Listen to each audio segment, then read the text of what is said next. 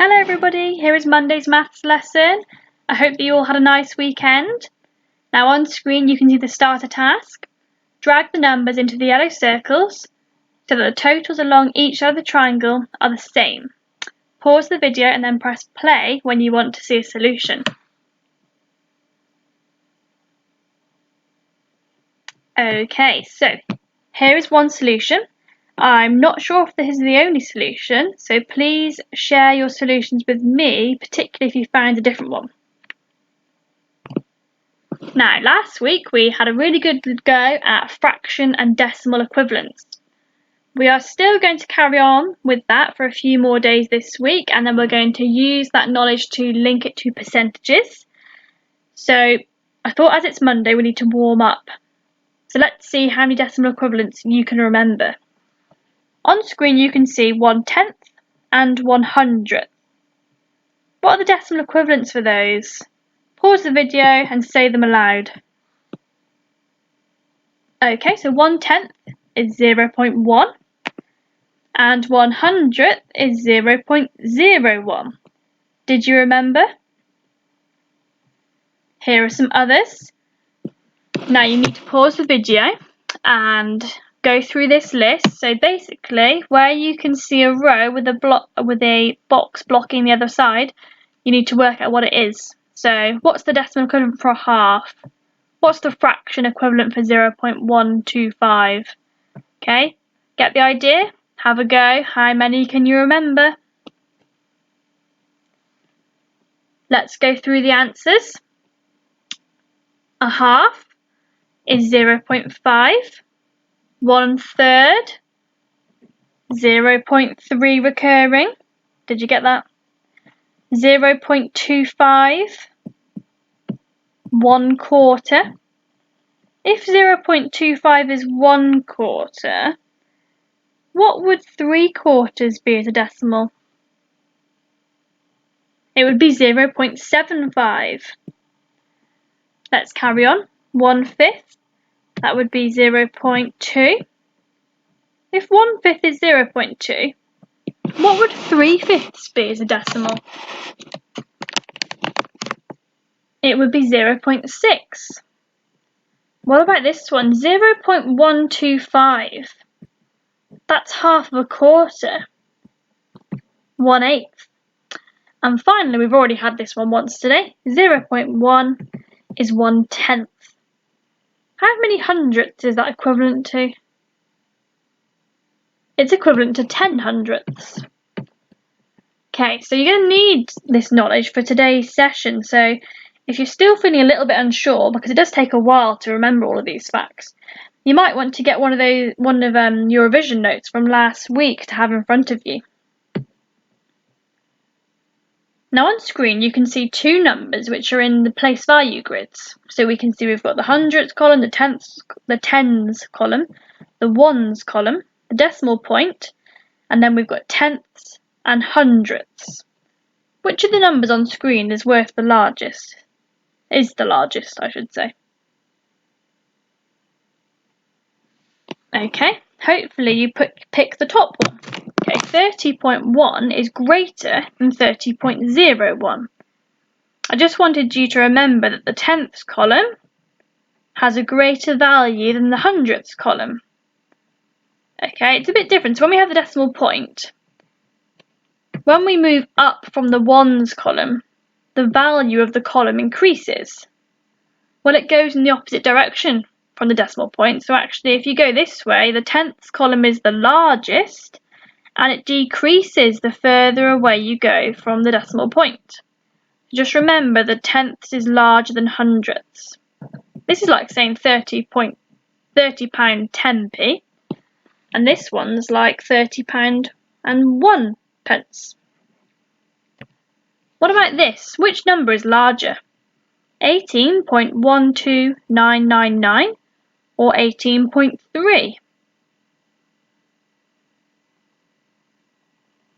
Okay, 18.3 is the largest. As I said before, the tenths column has the greatest value in the decimal place columns.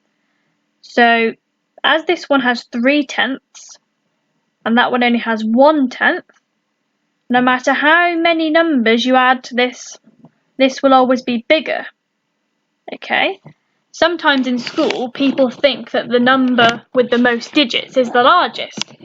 That's not true. You need to remember to compare the place value columns. So always remember, tenths has the greatest value. Hundredths is the next greatest value, and so on. What about this one? Which number is larger? 20.21 or 20.202? Also notice how I'm saying 20.202 instead of 20.202. Okay, you would never say 20.202, it's incorrect. You need to read it as 20.202. Okay, which number is larger? Hopefully you chose the top one this time. Okay, I was comparing, so they both got 20. They both got 2/10. So then I looked at the next largest column. Well, this one's got 1/100th, and this one hasn't got any hundredths, so I know straight away that the top one is larger. Which place value column is this 2 in? This one here that my mouse is on top of. That's called the thousandths column. Okay, and you can still kind of think about money to help you. The top one's like saying £20.21, and this one's like saying £20.20. Okay, so now we're going to move on to one of our main tasks for today. Now, in a moment, you can choose to pause the video and just have a go at this if you're feeling confident. If you're not feeling confident, I'm going to go through each question, each part, step by step. I'm not going to give away the answers, but it might help you to understand how to tackle the question. Ordering. Put the sets of numbers in order from smallest to largest, or to greatest. There are 2 parts, so you need to order A and then order B. So now you need to decide. Either pause the video and just have a go, or carry on with me. Now looking at A, the first thing I do is I always circle the mixed numbers. I've decided that I need to turn those into decimals to help me to compare the data. Now, 4 1/4. Yeah, I'm thinking about quarters. I remember my decimal equivalents. Do you? So write down what would that look like as a decimal. This one, 1 4/4. That's actually incorrect. You'd never write that. But because this is a sort of different type of exercise, what is the value of 1 4/4? What is that? Okay, I'm now going to reveal what they all look like as decimals. So 4 1/4 is the same as 4.25. Did you get that? And 1 4/4, well, that's just got to be 2. It's 2 wholes, isn't it? 1 whole. And then 4/4 makes another whole. Now, to help you compare the decimals, sometimes it makes it easier if you make them all have the same number of decimal places. So it might help you, it might not. I just want you to remember that 1.4 could also look like 1.40. This might help you make the link with money.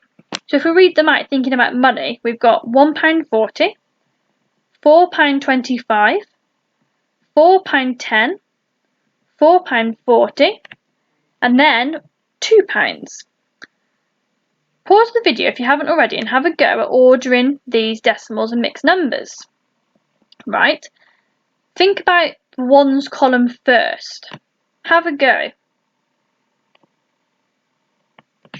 Now I've completed the question, and as I went through, I ticked off just to make sure I didn't repeat the same one twice, because sometimes that happens, particularly in tests. Now notice on the number line how I have written the originals from the question. It's a good idea to do that because sometimes in a test you can actually lose marks if you write, so for example if I wrote 4.25 in the answer box instead of 4 1/4, which it originally said in the question, sometimes you can lose a mark, okay, so just remember to do that. So mark your own work. first, the smallest is 1.4, then 1 4/4, then 4.1, then 4 1/4, and then 4.4. Below, you can see what they look like in terms of money, just to help you understand. Let me know how you got on afterwards on Teams. Let's now move on to the next one. So here's the next set of data. Again, you need to turn them all into decimals. That makes it easier. Okay, we're thinking about fifths this time. So think about what 1/5 is as a decimal. That will give you a big clue if you know that. As well, this one's the same as before. We would never write 3 5/5. But what would the value of that be? To write it correctly, what should it look like? I'm now going to reveal them as decimals on screen, so pause if you're still having a go. Okay, you should have put 3.2, 4, and 1.6. Now see if you're able to compare them. So think about the ones column first, and then look at the tenths column and compare the tenths. See how you go. Right, here's the answer. Okay, so 1.3 is the smallest. Then 1 3/5. There shouldn't be a dot there, I'm not sure what that's doing there for. Then 3 1/5. Then 3.5. Then 3 5/5. Okay, and at the bottom you can see what they look like as money as well. Okay, £1.30, £1.60, £3.20, £3.50, £4. Okay, money always helps me when I'm ordering decimals. I just like to think about it. It makes me find it easy to understand. Now here's the next main task for today. So it says write some fractions and matching decimals that you would find within the coloured sections on these number lines. Try to include at least one of the common fraction decimal equivalents that you've been learning about. So we did this last Thursday and Friday. Okay. Now, what I suggest you do is you pause the video and just have a think. Try and remember how we were, get my words out. Try and remember what we were doing with number lines. Now, I suggest you do the first one with me and then have a go at the other two on your own. Okay, I've got it step by step on this PowerPoint. So the first number line is between 3 and 4. And the question's asking us to think of some decimals and fractions that would fit in this orange gap. Now the first thing to do is to look at how many parts make up the whole. So look, we've got 1, 2, 3, 4 equal parts in the whole. So what fraction are we thinking about this time? Okay, we're thinking about quarters. So now try and label each of the parts. So we've got 3 and Now it'd be good if you can label them as decimals, okay? Let's see if you've got it. So I've labelled my number line. So it should be 3, 3.25, 3.5, 3.75, 4. So on the screen you can already see 4 where you can see 2 decimals and 2 mixed numbers. So that they actually answer our question already.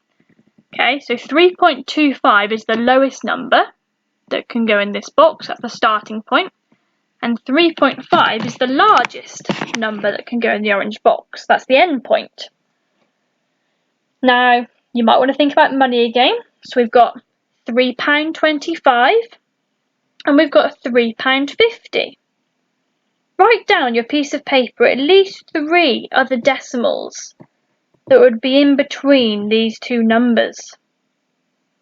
And a challenge is to think about another mixed number. Wonder if you can do that. I'm now going to reveal the next part on screen, so I'd like you to pause the video if you haven't already finished that part. Right, so as I said before, you can think of any decimals that go between 3.25 and 3.5. Here are some examples at the bottom, so you could put 3.33, 3.4, 3.45, 3.49. You could have put anything as long as it goes between those two numbers. Now, look at the bottom. I'm wondering if this might help you, if you haven't already, to think of some mixed numbers which might fit in this orange box. This is the harder part, really. Now I'll give you a clue. All of the mixed numbers will have 3 as the whole. What does 0.33 represent what is the equivalent fraction? Can you remember? 0.33333333. What would you write? 3 and what about 0.4? Which fraction does that link to? Pause the video and see if you can think about which fractions they link to. Okay. So you could have actually put 3 and 1/3. You could have put 3 and 2/5, or 3 and 4/10. And this one, you could have put 3 and 45/100. Now don't worry if you haven't got any of those. I mean, this is quite tricky. The main aim of this task is to just keep thinking about decimal and fraction equivalents. So if you're remembering what 1/5 is as a decimal today, then you're doing well. Okay?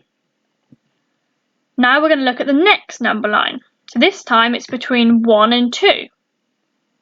And I've drawn my boxes on to help me visualise, so I can see there's 1, 2, 3 parts. Right, 3 equal parts in the whole. So which fraction are we thinking about this time? We're thinking about thirds. Now, label, what would this be as a decimal? 1 point.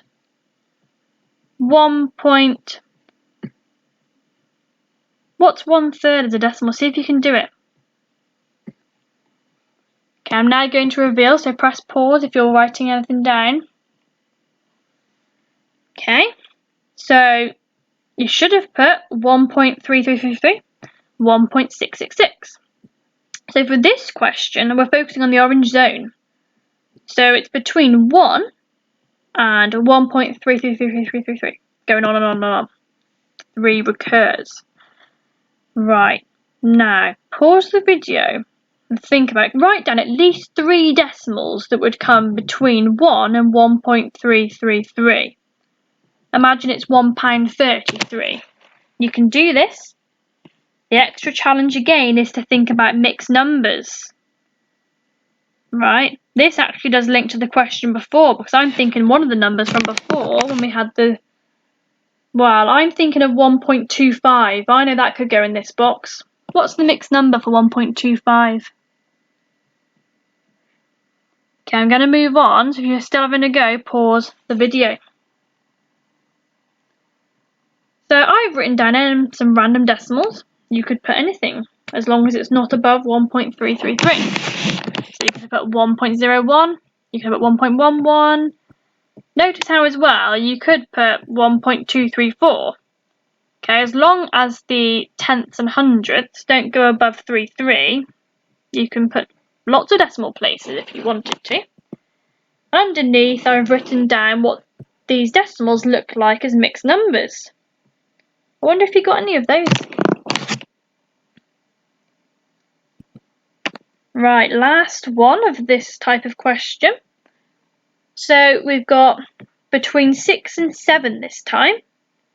So first of all, I counted the parts. 1, 2, 3, 4, 5.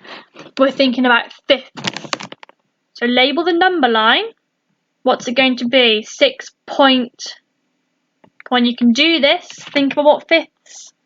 What's the equivalent? Right, so hopefully you've labelled it like me. 6, 6.2, 6.4, 6.6, 6.8, 7. So we're looking at the orange zone. So you need to think about, we'll write down at least 3 other decimals that fit between 6.6 and 6.8.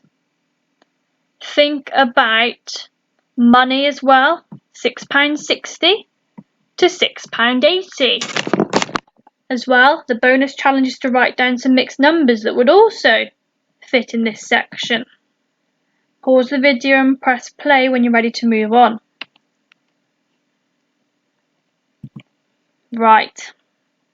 I've written down some numbers. So remember, it could be anything as long as it's between 6.6 and 6.8. So I've gone for 6.61, 6.69. Now, here are some mixed numbers that I thought you might have thought of. So I noticed that you could have a 0.75. You could put 6.75. And I know that's 6 3/4. And I noticed that you could put 6.66, which I know is 6 2/3. I wonder if you got those. I'm really looking forward to seeing your work afterwards. Now, this is a little sneak preview to what we're going to be doing tomorrow. So tomorrow we're going to be using our decimal equivalence knowledge to help us to solve questions like these. Look on screen. Which of these questions do you think you could work out the answers to? Okay, I'll be interested to know which ones you said, because actually they all mean the same thing. Come back tomorrow to find out more. Thanks for joining in. Share your work with me.